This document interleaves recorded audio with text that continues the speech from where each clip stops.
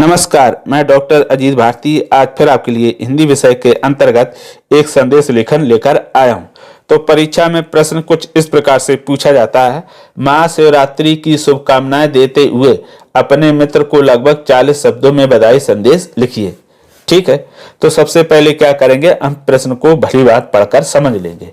ठीक, जब आपके समझ में आ जाए तभी लिखना शुरू करेंगे।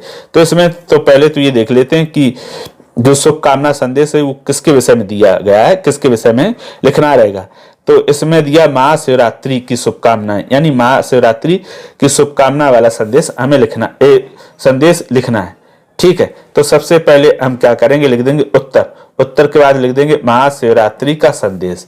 और अगर ये महाशिवरात्रि का संदेश न लिख पाओ तो आप सिर्फ संदेश लेखन भी लिख सकते हैं। ऐसे संदेश लेखन ये हो गया। आप चाहें तो इसे लिख दें या फिर इसको लिख दें, दोनों में से जो अच्छा लगे उसको लिख दें। अब उसके बाद फिर मैं एक छोटा मीडियम साइज का बॉक्स बनाएंगे। इसमें छोटा ना बनाएं और बड़ा भी ना बनाएं, मीडियम साइज का सही रहेगा। परीक्षा में तो आप एक पेज में एक ही संदेश लेखन लिखना तो ज्यादा अच्छा रहेगा। तो फिर उत्तर लिखने के बाद हमने बॉक्स बना लिया, और चाहे तो आप लिख लें उसके बाद बॉक्स बनाएं, जैसा आपको उचित लगे। मैं तो पहले ही बॉक्स बना लेता हूं, उसके बाद लिखता हूं। तो ऊपर हमने लिख दिया महाशिवरात्रि शुभकामनाएं का संदेश, यहां पर और लिख देते हैं का संदेश। ये शुभकामनाएं है ना, महाशिवरात्रि की शुभकामनाएं का संदेश। अब उसके बाद अगर इतना नहीं लिख पाए तो सिर्फ इतना भी लिख सकते हो, संदेश लेखन। ठीक है, या तो इतना पूरा लिख दें या सिर्फ संदेश लेखन लिख दें, जो आपको अच्छा लगे, उसमें कोई दिक्कत नहीं। फिर उसके बाद हम क्या करेंगे, फिर बाएं साइड दिनांक लिखेंगे।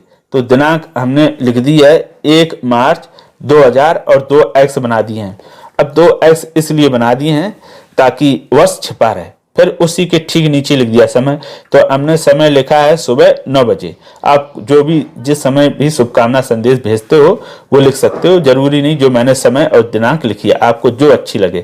फिर उसके बाद आप इसमें या तो काव्य के रूप में इस तरह से दोहे या स्लोगन के रूप में लिख सकते हैं संदेश, या फिर गद्य के रूप में लिख सकते हैं। ठीक, जैसे भोले बाबा आए आपके द्वार, जीवन को खुशियों से दे भर, ना हो जीवन में कोई दुख, घर परिवार में बना रहे सुख।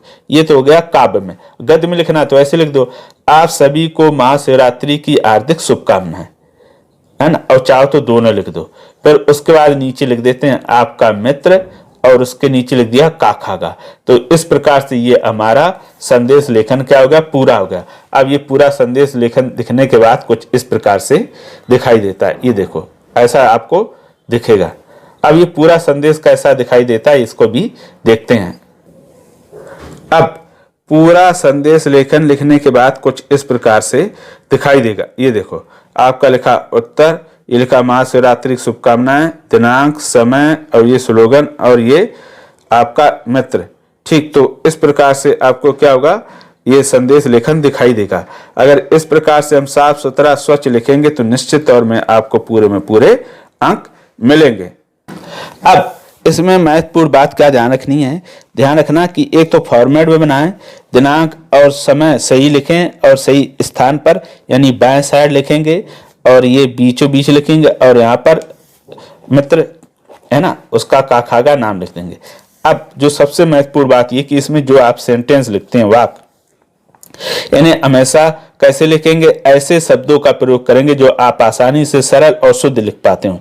जो आपको कठिन और मुश्किल लगते हैं उनका प्रयोग बिल्कुल ना करें, क्योंकि सरल और सही लिखोगे शुद्ध तो आपके अंक नहीं कटेंगे। अगर आपने कठिन और मुश्किल शब्दों का प्रयोग किया तो वो हो जाएंगे गलत, अगर गलत हो गए तो फिर आपके नंबर कटना निश्चित है। इसलिए उससे बचने के लिए हमेशा सरल ऐसे शब्दों का प्रयोग करो जो आप आसानी से सरल और शुद्ध लिख पाओ। अगर शुद्ध नहीं लिख पाते हो तो उन शब्दों का प्रयोग बिल्कुल ना करें, ये मेरी आपको सलाह है, क्योंकि अशुद्धियों के नंबर कटते हैं। अगर अशुद्धि नहीं रही तो फिर निश्चित तौर में पूरे अंक मिलते हैं। अगर आप इसी तरह से साफ सुथरा, स्वच्छ और शुद्ध आकर्षक संदेश लेखन लिखेंगे तो निश्चित तौर में आपको पूरे में पूरे अंक मिलेंगे। अगर कोई ऐसा विषय जिस पर आपको संदेश लेखन लिखना हो और आ ना रहा हो तो हमें कमेंट करके अवश्य बताएं। और ये भी बताएं कि आपको इसमें क्या क्या कठिनाई आती है, क्या समझ में नहीं आता है, उसके लिए भी कमेंट करके बताएं, तो हम उसके लिए आपको उपाय बताऊंगा। तो फिर ये भी बताइए आपको संदेश लेखन कैसा लगा। तो फिर आज के लिए इतना ही। अब हम फिर मिलेंगे किसी नए विषय के साथ, तब तक के लिए धन्यवाद।